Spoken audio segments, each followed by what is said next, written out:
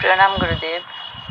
गुरुदेव, एक बात रोज़ बोलना चाहती हूँ लेकिन याद नहीं रहता है गुरुदेव। इस ग्रुप शुरू होने की एक दिन पहले रात को आप और गुरु माँ आए थे मेरे घर और सुबह उठकर आप मुझे बोल रहे थे सुबह की नाश्ता मिलेगा क्या, जल्दी मुझे भूख लगी है, जल्दी मुझे रोटी दो, ऐसे बोल रहे थे। तो मुझे रोटी बना दे। और गुरु माँ हंस रही थी। इस सपना का क्या अर्थ है प्रभु? मैंने आपका फोटो तो घर में रखा, धूप बत्ती करती हूँ, लेकिन मैंने भूख नहीं लगाती हूँ क्योंकि मैंने सोच लिया था जब आपको स्पर्श करके प्रणाम कर पाऊँगी उसके बाद आपको भूख लगाऊंगी। लेकिन इस सपना देखने के बाद मैं सोचा सामने आपका जन्मदिन है, उस दिन से मैं आपको भोग चढ़ाऊंगी। लेकिन मेरे घर में तो आपको मीट मछली सब कुछ खाना पड़ेगा प्रभु, क्योंकि जो मैं पकाऊंगी वही भोग चढ़ाऊंगी आपको। प्रणाम प्रभु। प्रणाम आपको। जब गुरु सपने में आते हैं और कुछ कहते हैं तो उनका बहुत बड़ा अर्थ होता है। गुरु का सपने में आना और कुछ कहना, गुरु का सपने में आना और तुम्हारे साथ कुछ बातों का शेयर करना, ये कोई मामूली बात नहीं, बहुत बड़ी बात होती है। देवी देवता आ जाएं, भगवान आ जाएं, तुम्हारे कुल देवी देवता आ जाएं, वो एक अलग बात है। गुरु जब भी आएगा तो कुछ ऐसा करेगा जिसे तुम्हें समझना पड़ेगा, साधारणता नहीं। अब इसको समझे शिवप्रिया जी, जब गुरु आए तुम्हारे सपने में और सुबह कहा कि मुझे बहुत जोर की भूख लग रही है, अब मुझे कुछ खाने को दो, इसका अर्थ क्या हुआ? ठीक है, ये मेरी आदत से जुड़ी हुई है। गुरु माँ को पता है ये मेरी आदत से जुड़ी हुई है। जब मुझे भूख लगती है तो मुझे कुछ समझ नहीं आता, फिर तो मुझे उस समय खाना चाहिए। क्या खाना चाहिए? जो भी उपलब्ध है वो खाना चाहिए। मेरे साथ ये बहुत बड़ी समस्या है। जब किसी साधक के घर में जाता हूं तो वो साधक पूछता है, गुरु माँ से पूछता है या सारथी से या किसी से पूछता है कि क्या गुरु जी के लिए स्पेशल है जो हम बनाएं। तो आंसर ये होता है कि जो मर्जी बना लो तुम। और जब मुझसे अगर कोई डायरेक्ट पूछता है, पहली बात तो नहीं पूछ पाता, और डायरेक्ट अगर कोई पूछता है तो मैं उसे यही कहता हूं जो तुम्हें ठीक लगे वो तुम बना लो। फिर तुम्हारे मांस मच्छी से, तुम्हारे वेज और नॉन वेज से परमात्मा का कोई लेना देना नहीं है। तुम्हारे वेज और नॉन वेज से मेरा कोई लेना देना नहीं। समय पर मुझे वेज मिले या नॉन वेज मिले वो तो मुझे खाना है। तुम्हारे द्वारा जो मिले वो परमात्मा का प्रसाद, तुम्हारे द्वारा जो मिले वो उसका आशीर्वाद। उसमें वेज नॉन वेज तो ये तो खैर पंडितों की बात है, ये पंडित जाने। या जो परमात्मा नहीं समझ पा रहा, जो अपने को नहीं जान पा रहा, ये तो उनकी बात है कि वो प्याज ना खाएं, लहसुन ना खाएं, पानी छान के पिए, नॉन वेज ना खाएं, वेज खाएं। मेरे साथ तो ऐसा कुछ भी नहीं जुड़ा हुआ। जो तुमने प्रेम पूर्ण बना के दे दिया, भूख लगने पे वही खा लिया। भेद कैसे हो पाएगा? जब हम साग सब्जी खाते हैं तो उसमें भी छोटे छोटे जीवाणु होते हैं। जब हम गाय भैंस का दूध पीते हैं तो उसमें भी मांस होता है। जब हम सांस लेते हैं तो बहुत सारे जीवाणु हमारे सांस में जाते हैं। जब हम सांस छोड़ते हैं तो बहुत सारे जीवाणु मरे हुए निकलते हैं सांस से। तुम वेज और नॉन वेज में फर्क कैसे पैदा कर सकते हो? और मेरे को लेकर तो कोई फर्क पैदा करने की जरूरत नहीं। जो उपलब्ध वही प्रसाद।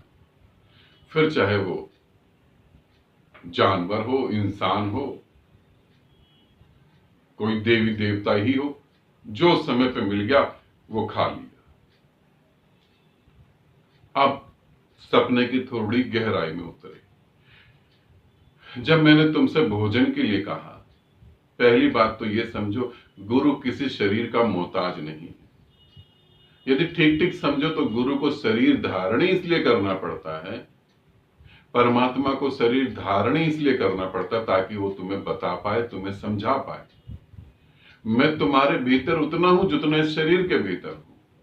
फिर जब मैं कह रहा हूं कि मुझे भूख लगी और तुम मुझे खाना दो, तो ऐसा नहीं करो कि तुम मेरी फोटो को लेकर बैठ जाओ और उसके आगे तुम खाना रख दो और तुम सोचो कि खाना गुरुजी खा लेंगे। जैसे लोग करते हैं, कृष्ण के आगे रख दिया और पर्दा खींच दिया, या शिव के आगे रख दिया और पर्दा खींच दिया। पागलों की भीड़ है। अरे कोई मूर्ति और फोटो खाना कहां से खा सकती है? मूर्खता की भी एक हद होती है। नहीं, इसका अर्थ ये नहीं कि तुम मेरी फोटो के आगे ऐसा कुछ करो। इसका अर्थ ये है तुम खाना बनाओ जो बहुत स्वादिष्ट हो तुम्हारी तरफ से। खाने को मुंह में डालो, आंख बंद करो और उसका पूरा रस लो, उसका पूरा स्वाद लो। जब तुम उसका पूरा रस और उसका स्वाद लोगे होश पूर्वक, तो वो खाना मेरे ही को आ रहा है, उस खाने को मैं ही ग्रहण कर रहा हूं। तुम्हारे भीतर जो वो होश है वो मैं ही हूं, तुम्हारे भीतर जो आत्मा है वो मैं ही हूं। जब तुम उसके रस को, उसकी खुशबू को, उसके स्वाद को आनंदित होकर अपने में घुल जाने दोगे, तो वो मेरे में ही घुल रहा है, मैं ही तो हूं वहां पर। तब तुम मुझे ऐसे भोग लगाओ, मूर्खों की तरह बिल्कुल नहीं। ऐसे तुम खाओ उसको, तुम्हारे शरीर के द्वारा मैं ही खाऊंगा। और मैं इस पृथ्वी पर ये पहली बार कह रहा हूं, ऐसा भी न समझना। ये बात तो कई बार बोल चुके हैं, कई बार मैंने बोला है। रामकृष्ण परमहंस के बारे में बताता हूं। कैंसर बहुत बढ़ गया, खाना खाया और उल्टी कर दी। विवेकानंद रोने लगे कि आप खाना भी नहीं खा पा रहे, पानी भी नहीं पी पा रहे, थूक तक अंदर नहीं जा पा रहा, कैंसर इतना बढ़ गया था। रामकृष्ण हंसे, मुस्कुराए। उसने कहा, सभी के गलों से तो मैं ही खा रहा हूं, तू देख क्यों नहीं पा रहा? सभी के गलों से, सभी के कंठ से तो मैं ही पी रहा हूं पानी, और कौन पी रहा है? तुम्हारे भी जीभ से, तुम्हारे भी गले से तो मैं ही खा रहा हूं। अब तुम विचारों को ना लाओ बीच में, क्योंकि जिस समय तुम खाना खाते हो उस समय तुम इतना ज्यादा सोचते हो, खाने से ज्यादा तो विचार खा जाते हो तुम। और जब तुम खाना खाते हो और विचारों में होते हो, तो वो खाना मुझ तक कभी नहीं पहुंचता, वो खाना तुम्हारी वासनाओं तक पहुंचता है। तो मुझे भोग लगाने की बात कर रही हो, फिर जो तुम्हें उचित लगे, मांस तो मांस सही, मछली तो मछली सही, मदिरा तो मदिरा ही सही, शराब तो शराब ही सही, भांग तो भांग ही सही। फिर जो हो सब स्वीकार योग्य है, जो तुम हजम कर सको सब स्वीकार योग्य है। परमात्मा ने सब कुछ निर्मित किस लिए करा? उसने तो भेद नहीं करा। तो तुम भी ऐसा ना सोचो, फिर तुम इस तरीके से भोगो। दूसरा कि मैं जब आपको छूंगी, आपके चरणों को छूंगी, आपको प्रणाम करूंगी आमने सामने, तभी मैं भोग लगाऊंगी। ऐसे संकल्प जो मेरे विपरीत बैठे तो बिल्कुल मत लो। मैं कोई शरीर में कैद थोड़ी ना हूं, मैं कोई शरीर में कैद नहीं हूं।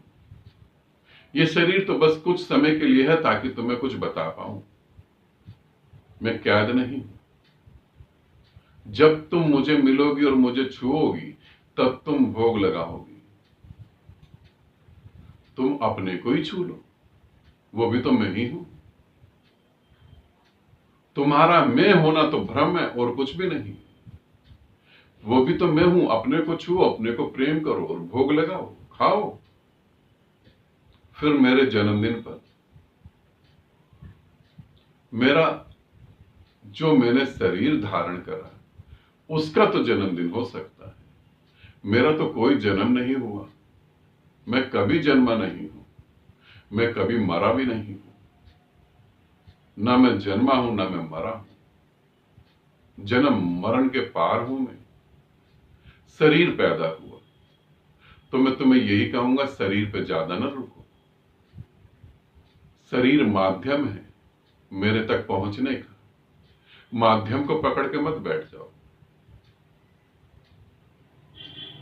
मुझे पकड़ो, मुझे छुओ, और मैं तो तुम्हारी देह में भी हूं।